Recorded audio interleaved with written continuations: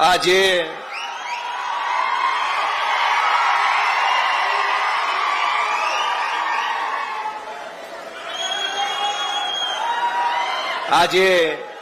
ચૈતરભાઈ વસાવા આપણા સૌના નેતા, એમના સમર્થનમાં દૂર દૂરથી પધારેલા આપ સૌ આદિવાસી સમાજના યુવાનો, વડીલો, માતાઓ, બહેનો અને ગામડે ગામડેથી પધારેલા આગેવાનો સૌને મારા જય આદિવાસી, જય જોહાર.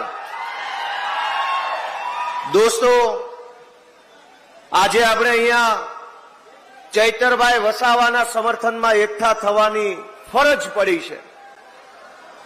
જે ચૈતરભાઈ વસાવાએ આખા ગુજરાતના યુવાનોને હિંમત આપવાનું કામ કર્યું, જે ચૈતરભાઈ વસાવાએ સડકથી લઈ અને વિધાનસભા સુધી અવાજ ઉઠાવવાનું કામ કર્યું, જે ચૈતરભાઈ વસાવાએ ગામડે ગામડે યુવાનોની ફોજ તૈયાર કરી,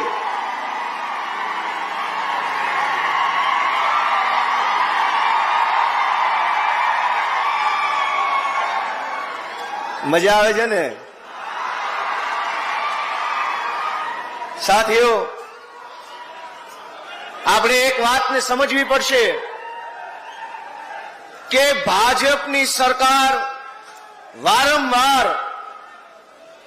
વારંવાર શા માટે ચૈતરભાઈ ઉપર ખોટા કેસો કરીને જેલમાં પૂરે છે? કારણ કે ભાજપની સરકારના પેટમાં તેલ રેડાય છે. એમને ખટકે છે કે એક નાનો એવો આદિવાસી સમાજનો યુવાન ધારાસભ્ય કેવી રીતે બની ગયો. દોસ્તો, આ વિસાવદર વિધાનસભાની ચૂંટણીમાં વિસાવદરના ખેડૂતો, પશુપાલકો, રત્ન કલાકારોએ જયારે મને મત આપી ધારાસભ્ય બનાવ્યો, તો ત્યાં પણ ભાજપને આ વાત ખટકી કે ગુજરાતમાં આ નાના નાના જુવાનિયા ધારાસભ્યો કેવી રીતે બની જાય છે.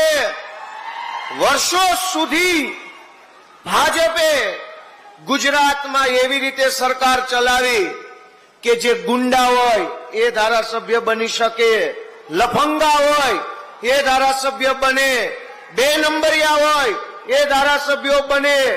ગુજરાતના ઇતિહાસમાં પહેલી વખત આમ આદમી પાર્ટીના માધ્યમથી અરવિંદ કેજરીવાલજીના નેતૃત્વમાં મારી જેવા, ચૈતરભાઈ જેવા નાના પરિવારના છોકરાઓ ધારાસભ્યો બનવા લાગ્યા છે.